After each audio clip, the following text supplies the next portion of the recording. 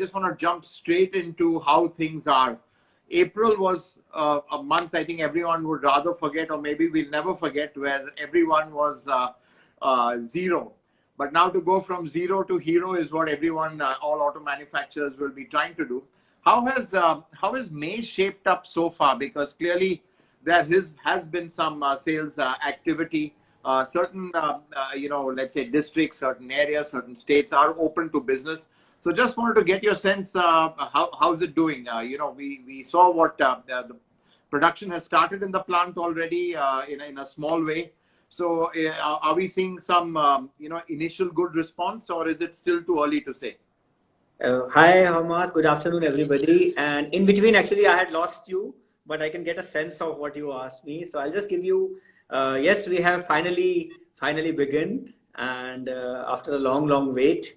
And after obtaining permission from local authorities, yes, our production started, and we were very happy that we were one of the first ones to really start production, and we produced 200 vehicles on day one. Which was a very encouraging sign, because we strongly feel that this was one big step towards kind of bringing the economy on wheels again.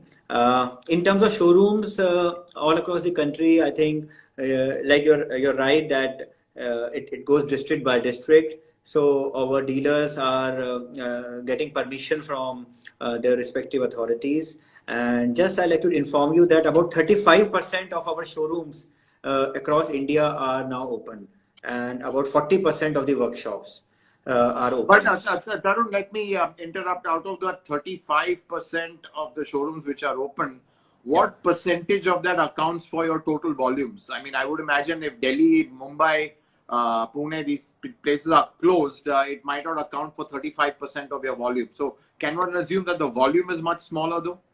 No, actually not.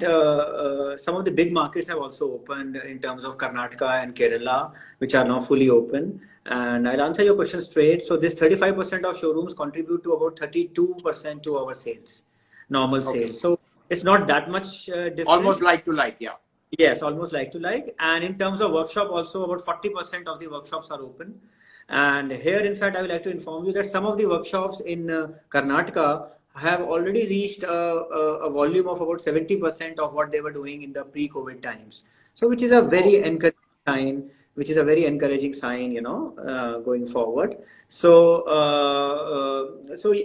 we have taken, of course, a lot of steps. I mean, you would be reading about those things, because the whole idea is to how to engage the customers in these times. And I think that is very important. And you already mentioned about the new products. Of course, we had launched some very exciting products just before the corona came in, whether it was a new Creta. In fact, during the lockdown, we launched the new Verna. We had just launched the new Aura in January. So I think that was one advantage we have, that some kind of traction we are already receiving for these products.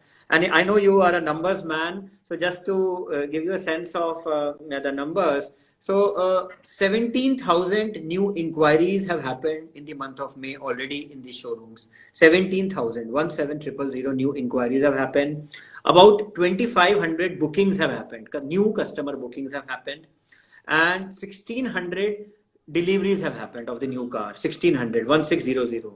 Now, of course, out of these 1,600 deliveries, most of them are to the people who had actually booked before the corona, and they are now taking deliveries. But these bookings and the inquiries I'm talking about are fresh new customers which are coming in. So I think this is something which is positive, fills us with some kind of hope. We understand that these numbers are much less than what they should be in the normal times. But I think coming out of a 0 month in April, I think this is definitely anything is positive. Yeah, that's right. So, Tarun, going forward, what do you feel? Do you think 2020 is going to be overall a challenging year? Okay, you've had 2,500 booking inquiries. I mean, clearly, for a company used to selling whatever 30,000-40,000 a month, obviously it's quite a drop. Clearly, and you're saying, and that also doesn't really equate in, it's less than the 35% of the showrooms which are open. So clearly, if you do the maths, looks like the demand isn't coming back very strongly. It's a very kind of a cautious, let's say, comeback. Do you think, for we are in for a bit of a tough time in the short term and maybe even medium term? Yeah, so I'll divide this into two parts. One is your first question about the 2,500 bookings which we have. So, I mean, every day we are receiving more and more bookings. Like yesterday, we received some 450 bookings. Now, normally, Hyundai would receive about 1,400 bookings every day, normally, under normal circumstances pre-COVID. So, we are already 33% of the normal levels in bookings, just to put things. I think that is very important aspect. The second aspect, of course, we understand that the customer sentiment is low. Of course, I mean, there are both sides of issues. One is on the supply side, when of course the production will take time to come in with all kinds of, we have to follow all the guidelines, social distancing, all our vendors. So that is one part of it. The second part of it is from the demand side also, when the customer sentiment probably is not going to be so high. There are issues regarding jobs. There are issues regarding the economic growth. GDP numbers vary from say 0% to 2% probably. So and we understand that car is probably not such a top priority item for a customer at this point of time. At the same time, I think we as marketers always look at some of the positive aspects. And now, where do we look at positive aspects? One is what is happening in the other countries where probably Corona is now controlled. So if we look at China, I think in April, the China market, after 16 months of continuous degrowth, we had seen some kind of positive growth coming in April, which I think is very good, and it augurs well, which means that customers, yes, and like we hear that many customers are moving from shared mobility to personal mobility because probably they are looking for much more safer ride for them. So these are some of the positive things. If we look at Indian history also, when we look at Lehman Brothers, 2008, when the whole world probably had a crisis for 2 years, I think Indian auto was able to revive much faster. So there are some positives, while I fully understand that overall things are not so good. So my take on this is, of course, this quarter will be obviously very, very high negative, but gradually that negative will taper off. And as we come to the festival and then we move towards January, we should start looking at a flattish kind of a thing. But all in all, overall for the year, very difficult to say, but definitely we may look at maybe 20% degrowth kind of a thing is what appears at this point of time. 20% degrowth. Yeah, I guess that. But do you think also one of the challenges, you talked about the financial crisis, Lehman Brothers issue, in the previous decade, but there was no, let's say, challenge on the supply side. Here we are in a very unique situation of challenge on demand as well as supply. So, sometimes people might even want certain models, but because of the huge disruptions in labor, in just the ability to, just the overall logistics, do you think that even the supply side could be a constraint for overall growth? Yes, I think there are both issues to be looked at because we have all just begun. And frankly, we don't know how COVID is also going to shape up, because vendors are spread across the country. So that aspect is also important that, no vendor should be in the containment zone because we need all the parts to produce. So I think that aspect always will have to be kept in mind. Demand side also, because the whole idea is, whenever we are otherwise in a situation, we know that, okay, this situation will pan out like this. The difference today is that we don't know whether we have reached the peak, Right. Whether we are going to have a resurgence after that. So there are a lot of uncertainties on that front. I think that, but I always believe that those are the things which are not in our control. But things which are in our control as OEMs, as marketers, is what we are trying to do. Like you talked about the economic uncertainty, the job loss situation. Like we came out with this EMI assurance program. You would have seen this. And frankly speaking, we're receiving some very positive customer traction for that. That, here is a company who's, wanting to kind of take that burden off from the customer. Of course, we don't want anybody to lose job, and we wish that everybody is able to, not lose the job. At the same time, it is all about reducing uncertainty in these times, I think. And that is what we are saying. Okay, God forbid if you lose the job, then we are there to maybe, give you 3 EMIs and by which time probably you can maybe look at finding something else for you. So the whole idea is, how you can really engage with the customer, empathize with the customer, because the customer Build needs. confidence. Yeah, yeah. Yeah. So no, that's I think as you rightly said, it's very hard to predict. I mean, so much is hinging around the way the virus spreads, whether it can be controlled, and there are really no answers to that. So with that, it's very difficult to predict the future. But I just want to come to one important product, Tarun, and that's the new Creta.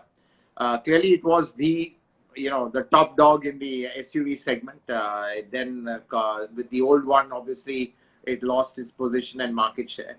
The sense I got is, speaking to all the management, that you want to reclaim that position back again. Are you still confident of doing that? Obviously, everything is relatives. It's still numbers overall might come down, but that will be the same even for rivals. Are you confident that, the Creta can be, let's say, the leader again in its segment?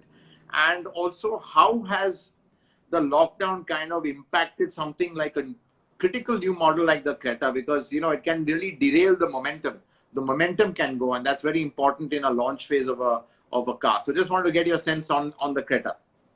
Yeah. So answer to the first question, whether we want to gain the leadership, absolutely yes. So I mean, Creta has been a cult brand for us, and even the old Creta with 460 odd thousand vehicles sold, and customers are so happy with it. At the same time, I think customer had very high expectations from us. We understand as Hyundai that customers are always demanding more. So if you saw the launch of the new Creta, whether it was the unveiling in the Auto Expo or the whole communication platform, I think Hyundai probably did much more to really put all the might behind the Creta, and the response was very, very encouraging. Even before we had launched the price, we had got some 14,000 bookings. You asked about the lockdown. Yes, ideally, because we launched it on the 16th of March, and we would have wanted things to be continued because the momentum was very good, the response to the price was very good. But then I think the whole idea is whether can you adapt to this new change. I think the brand Creta is so strong, and let me tell you this, that even during the lockdown, through our online channel, we were continuously receiving bookings for the new Creta. And today, we already have around 21,000 bookings for the Creta. So that is the first part of it, that the bookings continue to come.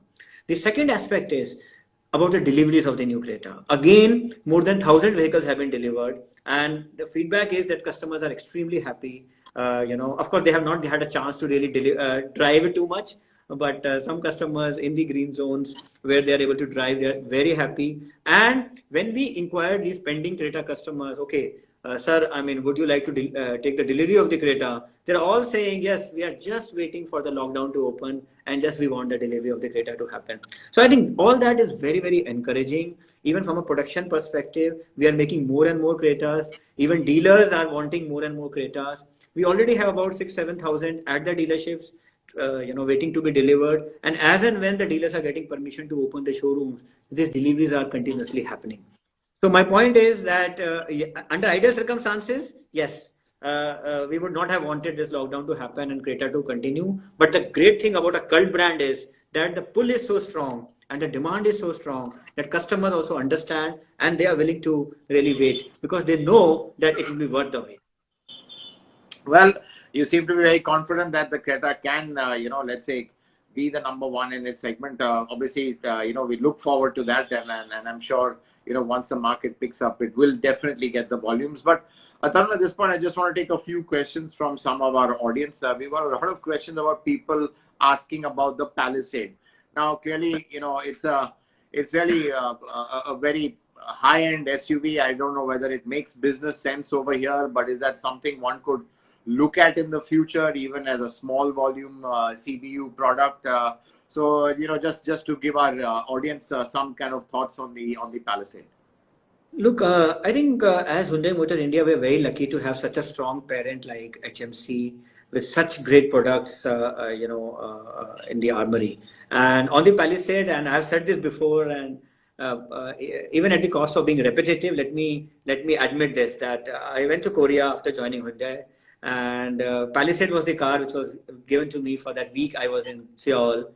And it was such a wonderful experience to be sitting in the Palisade, to be driving the Palisade as well. I had the license, and wonderful. I mean, so as a customer, I definitely want so many Indian fans to have that option of driving the Palisade in the near future. At the same time, being the a part of the marketing and sales team, I think there are a lot of things which we have to assess, that what kind of route to be taken. Is the market ready for it? What would be the volume? So I can only say to all the Palisade fans that Hyundai is really assessing, that the feasibility, the kind of volumes, and in case we get such good inquiries and queries and all, that will only fill up our plans to really expedite the whole thing. These decisions are very, very critical because of the import duties, and in case you are deciding to localize, then you need a particular volume. So I think at the right time we will take a decision, and I can only say that yes, I on your behalf will definitely be one of the most motivated pushers to the management that please bring the Palisade soon. Right. But obviously, clearly not a priority right now. You've got a lot of things on your plate. You've got another new model, a very key model, which again, audience is asking about, is i20. Now, we've seen spy images of it, and we know that, it is around the corner. So clearly, obviously, that's also going to be one of your big launches.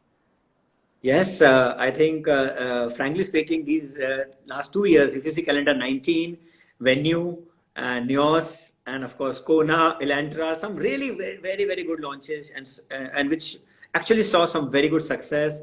And the new Creta and the Aura, again, segment definers. And of course, the new i20, as and when it comes, is going to be a head turner for sure. So I will say i20 has been a cult brand.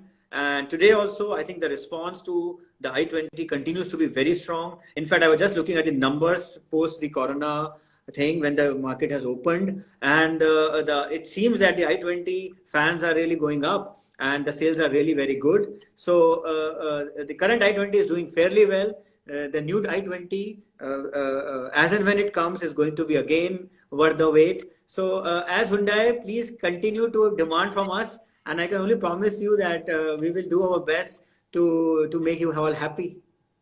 So you're saying as and when it comes. Now, is that you're a little hesitant to give a date of a future product, or do you think even the current pandemic situation is going to throw timelines for a complete toss, because we really don't know when it's going to end? Do you think this is going to No, push certain models down the line? I mean, obviously, if things don't open up, it will have some impact, and the supply chain is still disrupted. You can't build the new cars or launch the new cars. so frankly, as of now, the schedule is spot on. So there is no change in the schedule as of now. Because it is still Quarter it is one, still. quarter one. No. I'm saying as and when it is going to come, the schedule is still on. There is no delay, so there's no Right. delay at all. So as of now, so whenever it is to come, the schedule is definitely on, but it is still some time away. So that is what I'm trying to tell you. So suppose the launch was going to happen, launch was scheduled to happen in say May or something, then probably you would have talked about it. But it's not around the corner at all. There is still some time to go, Okay. and on record, I'm saying as of now, it is very much on schedule. The schedule what it was planned to be. So don't worry about Okay, that. fine. And yeah, so that is the So, status. right. So, as per our information, it was scheduled to be in August. So we're not going to pin you for that. So we leave it at that for now, and hopefully that will be the schedule, because the car everyone's looking out for. No, One more. it is not. It was not never scheduled in August. Let me put things in Oh, is very it? proper. Okay, fine. So Yeah, could yeah. could Please could be continue. maybe later then. Okay, fine. We'll try and figure that one out. Okay. Anyway, Tarun, another interesting strategy which the company has been following is that you're really let's say pushing your 1 liter turbo petrol across the range. What is your sense? Is there a demand for these really high performance petrol engines, which frankly they are more expensive end of the variant of the petrol range? Or is it just something to build the brand? Do you think it's still a niche, or do you think this the turbo petrol wave can really grow bigger? because you're getting a combination of performance and a bit of economy, but still it's not as cheap or as economical to run as a naturally aspirated petrol. So do you think there's a good market for this niche petrol engine? Yeah, I think that's an important point here. As Hyundai, if I see, I think there is some kind of a responsibility to really, take the level up. I think this is what Hyundai has always been able to do. And if we see the less than 4 meter SUV segment when we launched the Venue, I think the game was really changed. So whether it was through the Blue Link or of course through the Turbo, and let me tell you, Turbo had a great response because 75% of our petrol customers in Venue chose the Turbo option. I think that gave us a lot of confidence, and we understood that actually, if you give a choice to the customer, it is all about empowering the customer. I think while we all talk about being customer centric, but then somebody has to take the lead and let the customer make the choice. So this is what we decided. Ki Turbo is something which was really appreciated in the Venue. Of course, Creta, the new Creta also, the response has been very good. In terms of petrol, 33% of the petrol bookings are in Turbo again, which is again a very good number. We launched it in Aura as well because we knew that every segment customer, actually there are few customers who would want to have that kind of an experience. So what I want to say, it is not always about volumes. It is not always about market share. There is something called a technology leadership. There is something called, really giving the customer that kind of a choice where they drive it, they experience it, they like it, and then it helps them to really move ahead. And I think India as an evolving country, I can clearly see that the customer choices are evolving. They really want that kind of a thrill. They want that kind of a power at their disposal. And that really is reflecting in their personality as well. So I think as Hyundai, we have always, gone with that evolving customer, that young, new age evolving customer. And I think they have really liked this option of a turbo customer, like turbo engine, like they have liked so many other initiatives which Hyundai has taken in the last couple of years in terms of technology breakthroughs. Right. So that's interesting. You've got, I think on the powertrain side, Hyundai strategy has been to give as much option as possible. And that leads me also to diesel, because you've not given up on diesel. In fact, I think you all are one of the few companies which have persisted with even a 3-cylinder diesel at the lower end, which is your small 1.2. So I think, is this a strategy? I mean, I don't know how cost effective it is, and it may not be great for the bottom line, but in the long term, is it about giving as much choice as possible, even with the powertrain? And where do you see diesel fitting in as a kind of percentage of your overall sales? I'm asking this from 2 points. One is you'll have the benefit of a lot of rivals exiting diesel, but then the flip side is that the diesel segment itself has come down. So where do you see in terms of diesel penetration from as far as Hyundai goes? Yeah, I think that's a very important point. And if you see, frankly, last 10 years of Indian auto, I think there are a lot of customers who have really loved the diesel and they have always wanted the diesel. In 2019, of course, when some of the OEMs, of course, announced that they are exiting the diesel, so then this issue came in that about the capability of the OEMs to actually do the diesel. One in terms of really bringing a very good diesel engine in the BS6, which can which is fuel efficient, which is environmentally okay, which is powerful, and at a price which is acceptable to the customer. I think at that time, the news was that probably price could be as high as maybe 10% of the price of the car in terms of changing from BS4 to BS6. I think Hyundai was really able to set a new benchmark. And frankly, from BS4 petrol to BS6 petrol, and the delta over BS6 diesel to BS6 petrol, we were able to bring it down to only about 20,000 rupees. And I think this we were able to do it across the powertrain, whether it was in the small Neos and the Aura, or it was in the Venue or the Creta, and also in the Tucson. And I think the response is very good. And let me share with you the Creta bookings. Now 56% of the Creta bookings are diesel. So I think this is a strong testimony to that the decision of Hyundai was very good. And I think there are so many customers who have always wanted a diesel, not only because of the fuel gap or something like that. I think they love that thrill of driving a diesel. And I think I talked about empowering the customer. So this is about let the customer decide whether he wants a BS6 diesel, whether he wants a BS6 petrol, whether he wants a BS6 CNG, whether he wants a electric. I think Hyundai is offering all the options to the customers, and I'm happy to say that customers are lapping it up. The second part is on the diesel market probably going down, but my point is, even if the market goes down, but we are able to take the lion's share, I think the overall volumes will only go up as far as Hyundai is concerned. So I think it is not a bad bargain at all. Right. But, recently we've seen, taxes go up in Delhi, and the gap between diesel and petrol even narrowed. So do you think these kind of, volatile conditions will have some impact on overall diesel demand, which seems to be overall the trend is going down? But what's your sense on how it's going to pan out? Yeah, look, like I said, there's some things which are not in our control, so we cannot be talking about those things. I cannot control the taxation on diesel and petrol. But what I can say is, still a diesel is 30% more fuel efficient than the petrol, and plus the added thrill of doing a diesel, and my diesel penetration continuously goes up. So my point is that even if the price gap is not there, because of there are three aspects to it. One is the price of the diesel vehicle itself is very competitive. The second is the fuel efficiency is very good. The third is that the thrill of driving a diesel, especially the torque you get from a diesel is very difficult to replicate. So I think, and plus, if we are one of the very few players who are there, then I think you have that opportunity of really taking a bigger chunk of even this smaller pie. So I don't think that's an issue at all. And as of now, I can only say that diesel penetration continues to go up. Like Creta also, we started with 50%, we moved to 55, and the latest figure is 56% diesel. So I think we are okay. Right. Tarun, I'm just going to take a few more questions right now. A lot of questions coming in on the Tucson facelift. Is there any kind of date or anything you can tell us on that? Again, is it on schedule? Is it possible to be a little bit more specific? Yes, I think soon you will hear from us. Okay, it should be much earlier than the I-20. Than the I-20. Let me put it this way. So soon you will hear from us on the Tucson. Very soon. Okay, so one can imagine that will be the next model that would come out from your side once things open up. Yeah, if you say Varna, if you take the Varna as already launched, then the Tucson. Yeah, it's already launched. Yeah, that's right. Yeah. Okay. So then the Tucson will be the next one. Yeah.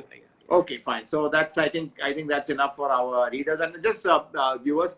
Lastly, I just want to talk, which we've not talked about, is do you think the car buying experience or the dynamics are going to change forever now, or do you think in time people will go back slowly to the nice experience of a touch feel, going to a showroom, or do you think this has just accelerated the inevitable, which is people are going to be let's say deciding, choosing and feeling cars more digitally before finally test driving and buying it?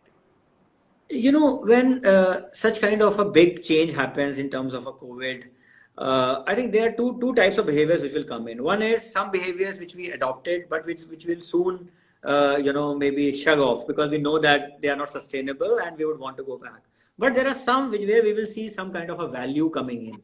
Whether it is in terms of convenience or optimization of cost or comfort, like a video calling, I think is here to stay. We all know that probably we don't need that kind of a travel, and a video calling is so cool. I mean, frankly, we have been all doing it for last 45 days, and I think this habit is going to stick to us. So in terms of if you see the customer behavior in cars, frankly, last 2-3 years, some kind of a digital traction was already coming, but that was limited to a pre-sales exploration or maybe at best an online booking. But I think now customers have seen that probably a 360-degree experience is possible. And let me tell you one very critical data point. Earlier, customer to take delivery of a car, frankly speaking, was meeting maybe 12 to 15 different people at the dealership. 12 to 15 different people at dealership. Suddenly, even as OEMs, we realize, why is that? Maybe we need one single window for the customer in times to come. I think that is one change which is going to happen definitely, because not only does it make a customer's life easy, but also that executive probably will be for him, it will be like executive for life and customer for life for him. So I think there are some things which will definitely come up in terms of payment options, in terms of our own enhancement of the websites. because online was more about fashion, about talking. But when it came to actually implementing, you were always saying, oh, this does not contribute so much. But I think now with more and more advancements coming in, so some changes will definitely happen in terms of customer percentage of online sales coming, dealers looking at online as a very strong source of inquiry. And like I said, not too many unnecessary visits will be eliminated. Some payment options will be much more digital. So some changes will be there to stick. Shared mobility, maybe for, I believe that maybe for 1 year it will be impacted, but it will come back. I mean, I think affordability is going to be a big factor. So I don't think we can say that shared mobility, you can write it off. I think it will definitely come. So some sustainable behaviors, some behaviors which will No, probably. but very interesting point you made on the dealerships where you don't need so many people now to interact with the customer. It'll be much smaller. Honestly, the downside of that is jobs. Clearly, you will not need so many people in a dealership. Dealerships will also have to downsize. They'll be saving costs. So that could have an impact on jobs in the motor trade. No, I don't think so. I think we will have to do a reskilling kind of a thing. Like, frankly speaking, even if you see the online thing, very clearly what we see the online behavior of the customer, he still wants that kind of one executive to be assigned to that one customer.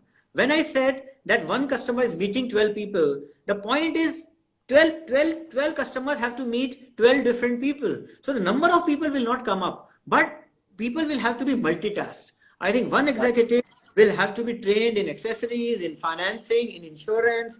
At the same time, he will need to take much more care of the customer. He will need to spend much more time with the customer. So the whole idea is please own the customer. I think that is the change. So it So may not lead to downsizing at all. but maybe just improving productivity and Yeah. efficiency in the dealerships. And last question, Tarun, which before I leave you is on EVs. You've launched the Kona EV. I mean, it's been quite successful. Actually, to be honest, I've been using it as a daily driver. It's been just brilliant in Mumbai. Do you think, what is your sense after the pandemic? Because clearly what's happened is that with all cars off the road, we've seen an impact on pollution. The skies are clean again. You can see blue skies. And obviously this is pointing out or pointing a finger that, the cars are the culprits. Perhaps not. It's overall industrial activity which has come down, but that's a separate issue. But always there's this perception that, clearly, cars have been contributors to pollution, and now that they're off the road, then it's not there. Do you think this will accelerate EVs, or do you think from a manufacturer standpoint, EVs can wait a bit because everyone has to focus on their profitable bits of the business to come out of this massive downturn and collapse? Look, as Hyundai, our stand has been very consistent. We believe India, being the country it is, such a big country, both of them will coexist, the IC engines and the EVs.